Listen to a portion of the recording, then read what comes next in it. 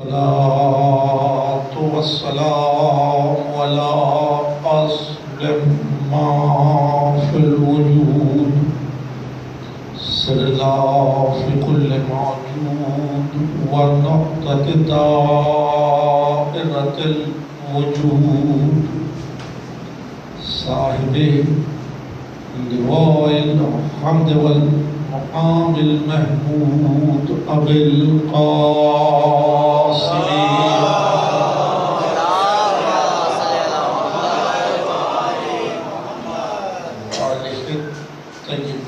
الطاهرين المعصومين المظلومين الذين عصم الله عنهم الرجس وطهرهم تطهيرا.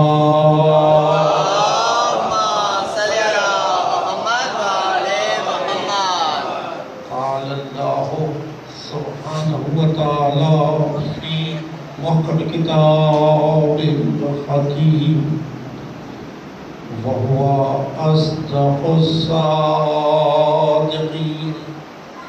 أم يحسدون الناس على ما آتاهم الله من فضله فقد آتينا آل إبراهيم الكتاب والحكمة وآتيناهم ملكا عظيما.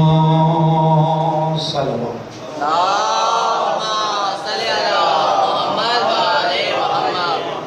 عزیزان گرامی، بارگاہ ابوالفضل میں یہ مجلس آغاز کرب و بلا کے سلسلے میں برپا ہے اور ظاہر ہے کہ بانیان ادارہ یہاں تشریف فرما ہے اور ابو طالب فاؤنڈیشن کی صحیح مسلسل کے نتیجے میں یہ تسلسل مجالس کا آگے سفر کر رہا ہے. خداوند علی اعلیٰ ان کی توفیقات میں اضافہ فرمائے اور ان کی اس مسائل کو اپنی بارگاہ کے اندر قبول فرمائے. زیادہ زحمت نہیں ہے، بنیادی مقصد آج کے دن کا یہ ہے کہ ہم ختم مرتبت کو، محمد مصطفیٰ کو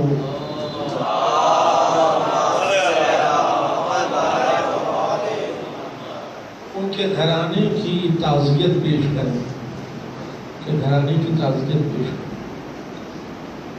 مختصر سی گفتگو ہے لیکن آپ کی سماعتیں ساتھ ساتھ سفر کریں گی تو ہم جلد نتیجے تک پہنچ جائیں گے.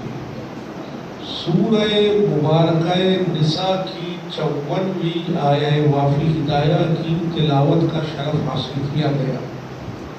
ارشاد ہوا ام یحسدون الناس، کیا لوگ اس امر پر حسد کریں گے کہ الا ما آتاہم اللہ من فضلہ، اللہ نے اپنے فضل سے عطا کیا. فقط آل ابراہیم الکتاب والحکمہ، آل ابراہیم کو کتاب بھی دی اور نبوت بھی دی. وآتیناہم ملکا عظیما، اور ملک عظیم بھی عطا کیا. یہ عطا من جانب اللہ ہے، یہ عطا من جانب اللہ ہے. کتاب کا نازل کرنے والا وہ ہے، کتاب کا نازل کرنے والا وہ ہے، تو وارث کتاب کا انتخاب اس نے کیا. سورہ فاطر میں ارشاد ہوا ثم اورثنا الکتاب الذین اصطفینا من عبادنا، اللہ نے بندوں میں اس کا اصطفیٰ کیا، کتاب کا وارث اسے منتخب کیا کہ جو منزل اصطفائیت کے اوپر فائز تھا. تو قرآن ہی میں ایک قدم آگے بڑھ کے تلاش کریں کہ منزل استفائیت پر کون بندہ فائز ہے، تو سنو، قرآن نام نہیں لیتا لیکن قرآن صفات بیان کرتا ہے۔ قرآن نام نہیں لیتا، قرآن صفات بیان کرتا ہے۔ تو سورہ بقرہ میں ارشاد ہوا ان اللہ اصطفیٰ علیکم باسطن زادہ فی العلم والجسم، اللہ نے اس کا استفاء کیا جو حد کمال علم اور حد کمال شجاعت پہ فائز ہے۔ اللہ نے اس کا استفاء کیا جو حد کمال علم اور حد کمال شجاعت پر فائز ہے۔ تو اس شان کا فقط ایک ہی بندہ ہے کہ اگر علم دیکھنا ہو تو باب مدینہ علم ہے، اور شجاعت دیکھنا ہو تو دو ولیوں میں باب خیبر کو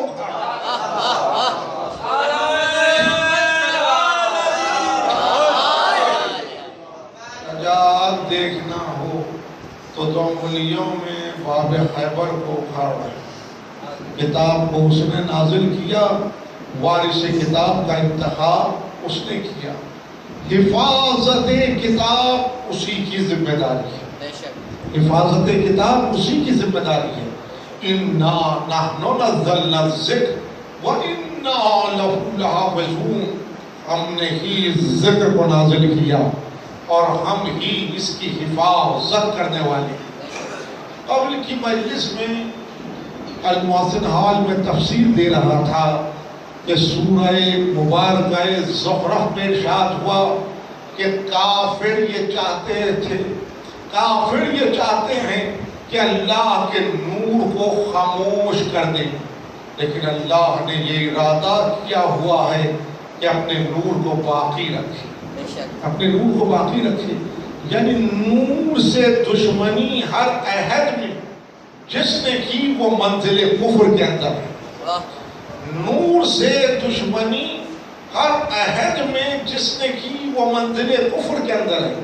اس لیے کہ کافر ہر دور میں یہ چاہتا ہے کہ وہ اللہ کے نور کو خاموش کر دے، لیکن اللہ نے یہ ارادہ کیا ہوا ہے کہ اپنے نور کو باقی رکھے۔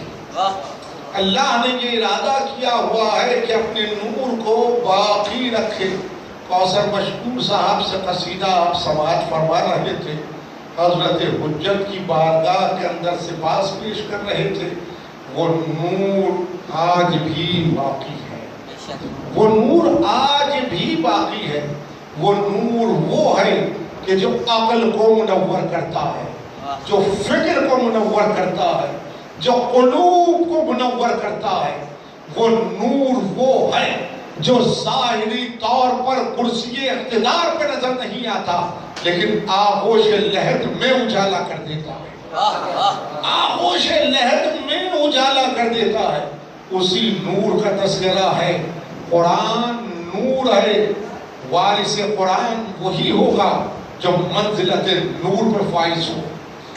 سنت نور ہے، وارث سنت وہی ہوگا کہ جو منزلت نور پہ فائز ہو۔ قرآن جب نور ہے تو وارث قرآن نور ہوگا، سنت نور ہے تو وارث سنت نور ہوگا۔ آپ قرآن کی ایک بائے بسم اللہ تک نہیں پہنچ سکتے تو آپ قرآن کے قوامس کو کیا سمجھ سکتے ہیں؟ قرآن کو تو وہ سمجھائے کہ جس نے قرآن کو نازل ہوتے ہوئے دیکھا ہو، قرآن کو تو وہ سمجھائے کہ جس نے قرآن کو نازل ہوتے ہوئے دیکھا ہو۔ یعنی وہ قرآن سے اس قدر نزدیک، وہ قرآن سے اس قدر نزدیک کہ جبرائیل آیت کو لے کر آیا تو باب مدینہ علم پہ سلام کیا، اور جبریل آیت کو دے کے گیا تو جاتے ہوئے دوبارہ سلام کیا۔ یعنی جبریل ایک مرتبہ مصطفیٰ پہ سلام کرتا ہے تو دو مرتبہ مرتضیٰ پہ سلام کرتا ہے۔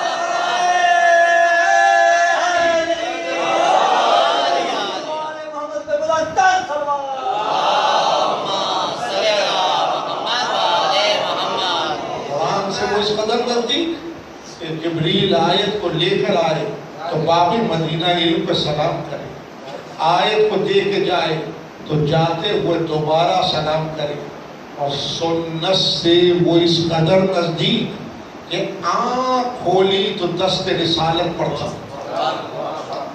آنکھ کھولی تو دست رسالت پہ تھے، بچپنا رسول کے سائے میں گزرا، جوان ہوئے تو رسالت کی باہوں میں تھے، جوان ہوئے تو رسالت کی باہوں میں تھے، ہر آن، ہر لہجہ، ہر نفس، ہر قدم ختمی مرتبت کے ساتھ ساتھ تھے، یعنی گھر میں نبی کو دیکھ رہے تھے، باہر نبی کو دیکھ رہے تھے، نہیں کل دن گزرا معراج کا تو سنو جبریل کے ساتھ جاتے ہوئے دیکھ رہے تھے، سدرۃ المنتہا پہ دیکھ رہے تھے، دانا فضل اللہ کی منزل پہ دیکھ رہے تھے، پلٹتے ہوئے دیکھ رہے تھے، نہیں بدر میں رسول کو دیکھ رہے تھے، احد میں رسول کو دیکھ رہے تھے، اس منزل پر، اس مقام پر دیکھ رہے تھے کہ جب جانے والے احد کی پہاڑی پر جا رہے تھے تو ایک نشیب میں اپنے بھائی کو دیکھ رہے تھے،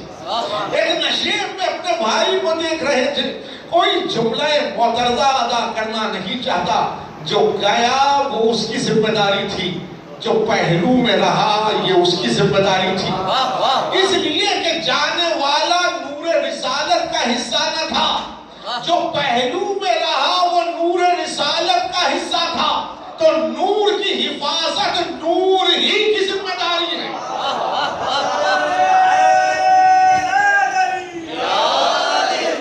نور کی حفاظت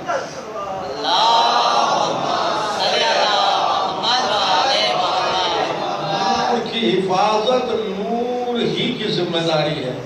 قرآن نور ہے، وارث قرآن وہ جو منزلت نور پر فائز ہو، سنت نور ہے، وارث سنت وہ کہ جو منزلت نور پر فائز ہو۔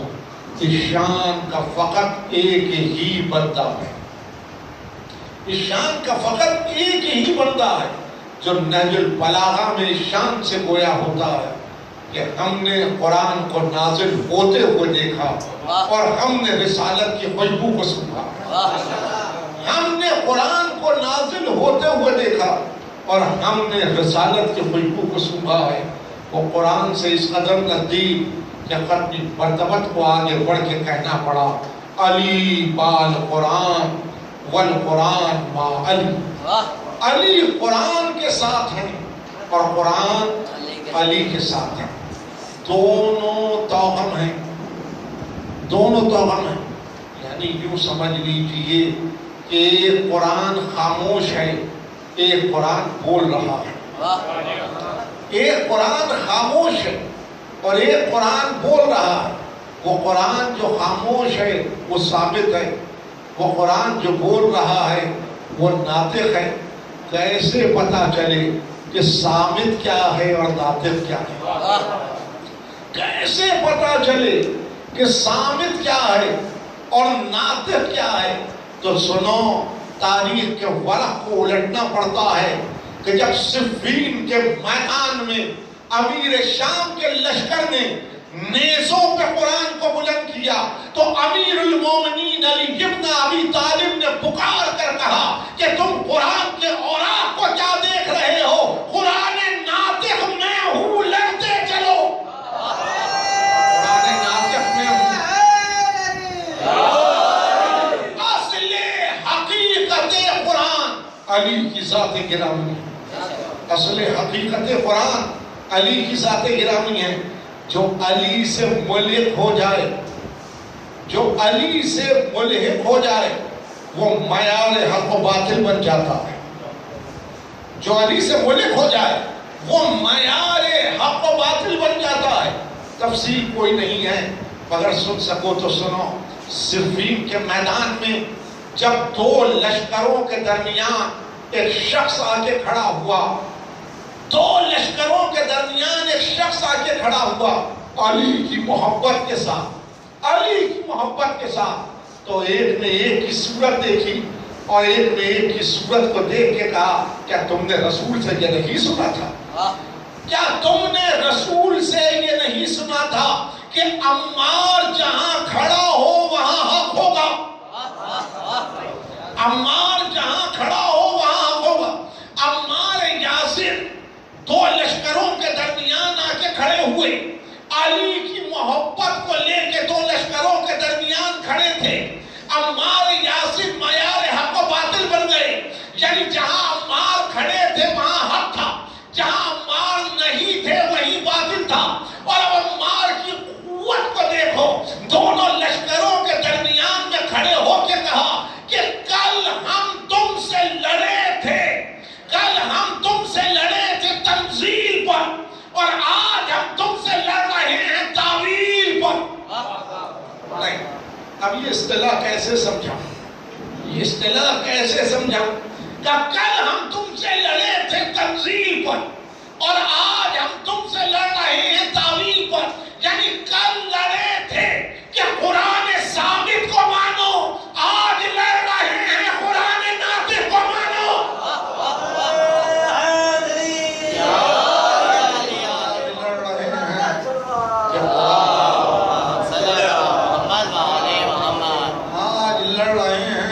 قرآن ناطق کو مانو۔ علی قرآن کے ساتھ ہیں، قرآن علی کے ساتھ ہے۔ علی کی ذات گرامی یہ ہے، علی کی ذات گرامی یہ ہے کہ تفسیر ہو رہی ہے بسم اللہ الرحمن الرحیم، بسم اللہ کی تفسیر لکھ رہے ہیں علی، اور سحر ہو گئی۔ ابن عباس نے امیر المومنین سے پوچھا مولا کیا کر رہے ہیں؟ کہا بسم اللہ الرحمن الرحیم کی تفسیر لکھ رہا ہوں۔ کہا مکمل ہو گئی؟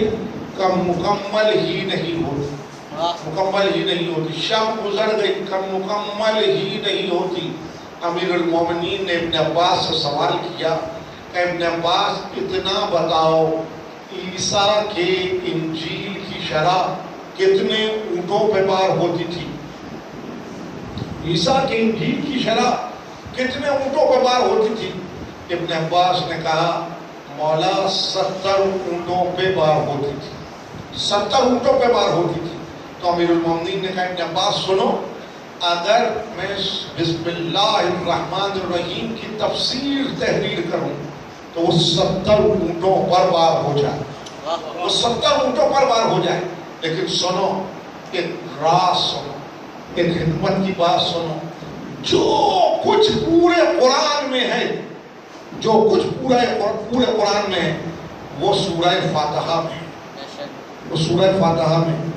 امت مسلمہ آج سورہ فاتحہ تلاوت کرتی ہے، کہ سورہ فاتحہ تلاوت کیا پورے قرآن کے ختم کرنے کا ثواب مل گیا، پورے قرآن کے ختم کرنے کا ثواب مل گیا۔ علی نے کہا ابن عباس سنو، جو کچھ پورے قرآن میں ہے وہ سورہ فاتحہ میں ہے، اور جو سورہ فاتحہ میں ہے وہ بسم اللہ الرحمن الرحیم میں ہے، اور جو بسم اللہ الرحمن الرحیم میں ہے وہ بسم اللہ کی بے میں ہے، اور جو بسم اللہ کی بے میں ہے وہ بے کے نیچے والے نقطے میں، وہ بے کے نیچے والے نقطے میں۔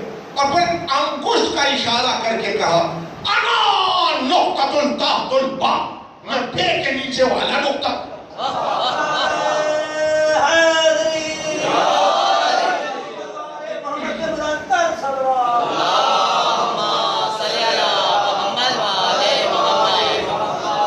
روایت پڑھنے کا عادی نہیں، لیکن یہ روایت آپ نے بہت سے مقامات پہ علماء، ذاکرین، واعظین، خطبہ سے سماعت کی ہوگی، اور لوگ کہتے ہیں علی نے اپنی فضیلت بیان کر دی۔ نہیں، علی نے علم کا ایک دروازہ کھول دیا، علی نے علم کا ایک دریچہ وا کر دیا۔ اب میں طلباء سے مخاطب ہوں، علی نے علم کا ایک دریچہ وا کر دیا۔ سنو سنو، تمام علوم کی بنیاد اور اساس میتھمیٹکس پہ ہے، ریاضی پر ہے، ریاضی پر ہے۔ کوئی علم ہو بغیر ریاضی کے، میتھمیٹکس کے مکمل نہیں ہوتا، مکمل نہیں ہوتا. بنیاد اور اساس ریاضی ہے، میتھمیٹکس ہے. اور میتھمیٹکس کی بنیاد، ریاضی کی بنیاد کس چیز پر ہے؟ وہ ہے جیومیٹری. وہ ہے جیومیٹری. ظاہر ہے ابتدائی جماعتوں میں بھی اگر آپ میتھمیٹکس پڑھ رہے ہیں تو جیومیٹری پڑھائی جاتی ہے. جیومیٹری پڑھائی جاتی ہے. اب میں طلباء سے سوال کر رہا ہوں کہ جیومیٹری کہاں سے شروع ہوتی ہے؟ جیومیٹری کہاں سے شروع ہوتی ہے؟ معلم، استاد جب تخت سیاہ پر چاک سے ڈاٹ لگاتا ہے تو جیومیٹری شروع ہو جاتی ہے. جیومیٹری نقطے سے شروع ہوتی ہے. جیومیٹری نقطے سے شروع ہوتی ہے اور نقطے سے جب نقطے کو ملا دیا جائے تو خط وجود میں آتا ہے، لائن وجود میں آتی ہے. خط کی، لائن کی دو بنیادی قسمیں ہیں. ایک خط مستقیم ہوتا ہے، سیدھا خط، اور ایک خط ٹیڑھا میڑھا منحنی خط. ایک اسٹریٹ لائن ہوتی ہے اور ایک زگ زیگ لائن ہوتی ہے. جو زگ زیگ لائن ہے، ٹیڑھے میڑھے خط ہیں، جب یہ شکل لیتے ہیں، جب یہ فارمیشن میں آتے ہیں تو حروف تہجی وجود میں آتے ہیں، الفابیٹ وجود میں آتے ہیں. الف، بے، بے، تے، یہ سب زگ زیگ لائنز ہیں. اے بی سی، یہ سب زگ زیگ لائن ہیں. دنیا کی جتنی زبانیں ہیں اس میں جتنے الفابیٹ ہیں وہ سب زگ زیگ لائنز کے اوپر ہیں. زگ زیگ لائن جب شکل لیتی ہے تو حرف وجود میں آتا ہے، اور حرف سے حرف جب ملتا ہے تو لفظ وجود میں آتا ہے. لفظ سے جب لفظ ملتا ہے تو کلمہ وجود میں آتا ہے، جملہ وجود میں آتا ہے. جب جملے مکالمے باہم مل جاتے ہیں تو سطریں، لائنیں وجود میں آتی ہیں. اور جب لائنیں ترتیب میں آ جائیں تو ورق وجود میں آتا ہے. اور ورق جب دو تفتیوں کے درمیان رکھ دیا جائے تو کتاب وجود میں آتی ہے. ورق جب دو تفتیوں کے درمیان رکھ دیا جائے تو کتاب وجود میں آتی ہے. اب سمجھ میں آیا علی نے کیسے علم کا دروازہ کھولا. کہا جو کچھ قرآن میں ہے وہ سورہ الحمد میں ہے، جو سورہ الحمد میں ہے وہ بسم اللہ الرحمن الرحیم میں ہے، جو بسم اللہ الرحمن الرحیم میں ہے وہ بسم اللہ کی بھی میں ہے، اور جو بسم اللہ کی بھی میں ہے وہ بے کے نیچے والے نقطے میں ہے. یعنی نقطے سے کتاب وجود میں آتی ہے. نقطے سے کتاب وجود میں آتی ہے. جملے کو یاد رکھیں، نقطے سے کتاب وجود میں آتی ہے. اور علی نے انگوش کا اشارہ کر کے کیا کہا؟ انا نقطۃ التحت الباء، میں بے کے نیچے والا نقطہ ہوں. تو اب تو سمجھ میں آیا علی کو کیوں پکار رہے ہیں. اب تو سمجھ میں آیا کہ علی کو کیوں پکار رہے ہیں. علی کی ذات گرامی یہ ہے کہ پھیل جائے تو قرآن ہے اور سمٹ جائے تو علی ہے.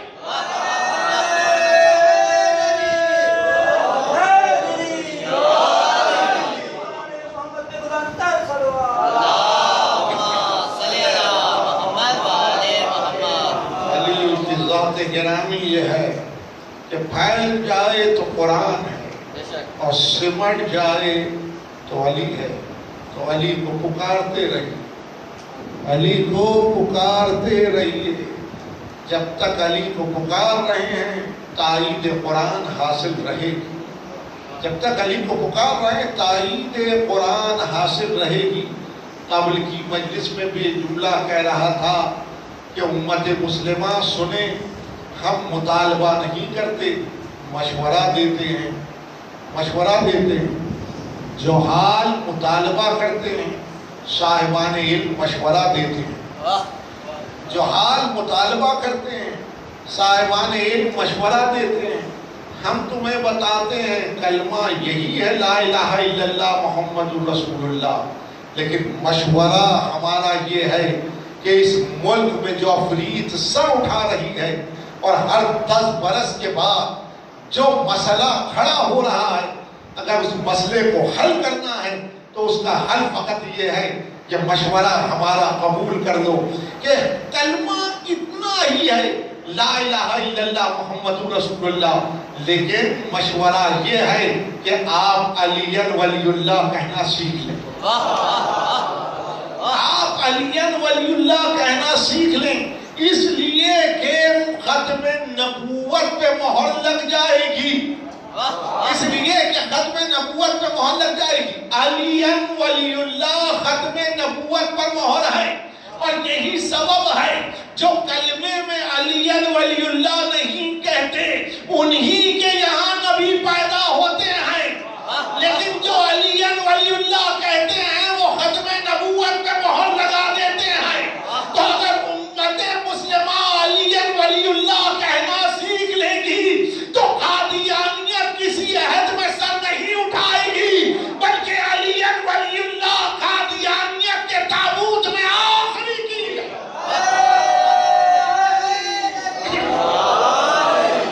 علی ولی اللہ قادیانیت کے تابوت میں آخری کیل ہے۔ علی کو سمجھو، علی کی ذات گرامی کو سمجھو۔ ہم نہیں کہہ رہے یہ مصکاہ شریف ہے، آدم کو علم میں دیکھنا ہو، نوح کو خلت میں دیکھنا ہو، موسیٰ کو حیبت میں دیکھنا ہو، عیسیٰ کو ریاضت میں دیکھنا ہو، تو علی ابن ابی طالب کو دیکھ لو، علی ابن ابی طالب کو دیکھ لو۔ ایک علی اور تمام انبیاء کی صفات اس میں مشتمل، ایک علی اور تمام انبیاء کی صفات اس میں مشتمل ہیں، یعنی 1,24,000 انبیاء کی صفات کو جو اپنی ایک ذات میں مشتمل کر کے کھڑا ہو، اسے علی ابن ابی طالب کہا جاتا ہے، اسے علی ابن ابی طالب کہا جاتا ہے۔ اور پھر ختم نبوت کے لیے ایک ہی حدیث آپ کو یاد آ رہی ہے، اور یہی حدیث کافی ہے جو ختمی مرتبت نے ارشاد فرمائی کہ یا علی انت منی بمنزلۃ ہارون و موسیٰ الا نبی بعدی، اے علی آپ میرے لیے ایسے ہی ہیں جیسے ہارون موسیٰ کے لیے تھے، مگر سن رکھو میرے بعد کوئی نبی نہیں ہونے والا، میرے بعد کوئی نبی نہیں ہونے والا، اس لیے میں نے کہا علی ولی اللہ ختم نبوت پہ مہر ہے، علی ولی اللہ ختم نبوت پہ مہر ہے۔ اور پھر آگے بڑھ کے بخاری میں ارشاد ہوا انا والی من نور واحد، میرا اور علی کا نور ایک ہے، میرا اور علی کا نور ایک ہے۔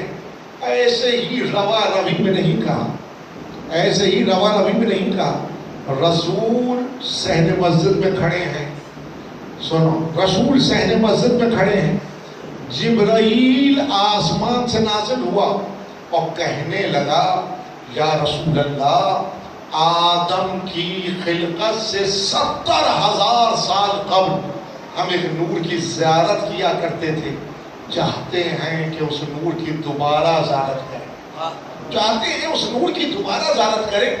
کہا جبرائیل انتظار کرو، جبرائیل انتظار کرو، آپ کے قصیدے سے مسلسل کہا جبرائیل انتظار کرو، انتظار نور میں ملک کھڑا ہوا ہے، انتظار نور میں ملک کھڑا ہوا۔ اب انتظار نور میں تلاش کرو کون کھڑا ہوا ہے، جہاں کیفیت انتظار ہوگی وہاں طول حیات بڑھتا چلا جائے گا۔ اب اگر کہیں سے یہ سوال آئے کہ شیعت اتنے استبداد، اتنے ظلم و ستم کے بعد یہاں تک کیسے آئی، تو سنو اس کا مختصر جواب یہ ہے کہ یہ انتظار نور میں کھڑی ہے، اس کی حیات کا طول ملتا جا رہا ہے۔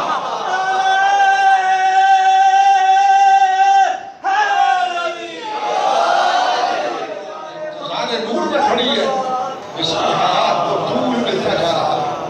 جبریل آسمان سے نازل ہوا، کہنے لگا یا رسول اللہ آدم کی خلقت سے 70,000 سال قبل ہم ایک نور کی زیارت کیا کرتے تھے، چاہتے ہیں کہ اس نور کی دوبارہ زیارت کریں۔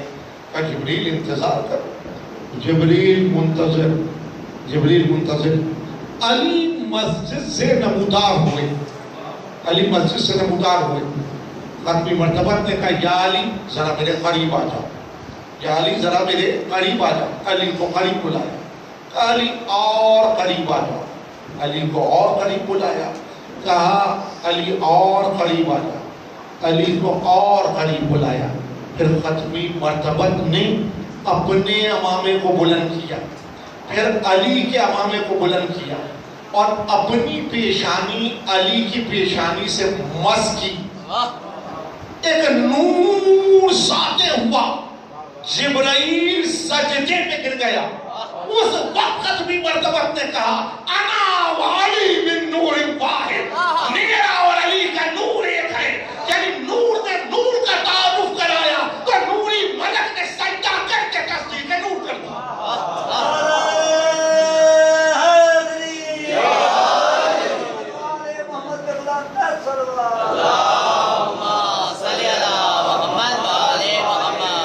نور نے نور کا تعارف کرایا, نوری ملک نے سجدہ کر کے تصدیق نور کر دی.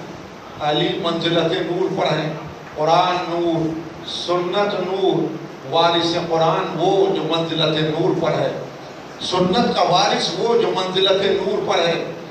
علم نور, علم نور, علم اسی کے ہاتھوں میں تابانی دکھائے کہ جو منزلت نور پر فائز ہو.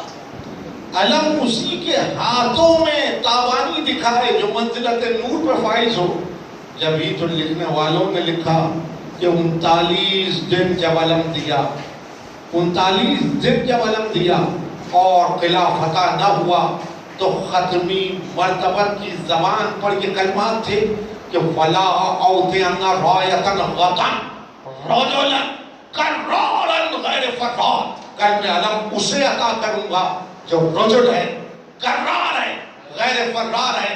یعنی ختمی مرتبت نے اب علمدار کی صفات کو بتایا کہ اس علم مرد کے ہاتھوں میں سجدہ ہے. علم مرد کے ہاتھوں میں سجدہ ہے. عزیزان گرامی, 40ویں دن علم نہیں بدلا, علمدار بدلا تھا. اور ختمی مرتبت نے علمدار کی صفات بتائی کہ علم اس کے ہاتھوں میں ہوگا جو مرد ہے, جو رجل ہے, جو کرار ہے, جو غیر فرار ہے. تو سب نے ایک کا چہرہ دیکھا, ایک نے ایک کا چہرہ دیکھا, تلاش کر رہے تھے کہ وہ نہیں جس کی صفات کو بیان کیا جا رہا ہے, وہ نہیں جس کی صفات کو بیان کیا جا رہا ہے. قرآن بھی نام نہیں لیتا, صفات بیان کرتا ہے. ختمی مرتبت نے بھی نام نہیں لیا, صفات بیان کی. ختمی مرتبت نے بھی نام نہیں لیا, صفات بیان کی. لیکن سمجھنے والے سمجھ رہے تھے, لیکن حیرت اس امر میں تھی کہ وہ خیبر میں موجود نہیں, وہ خیبر میں موجود نہیں. لیکن ختمی مرتبت نے صبح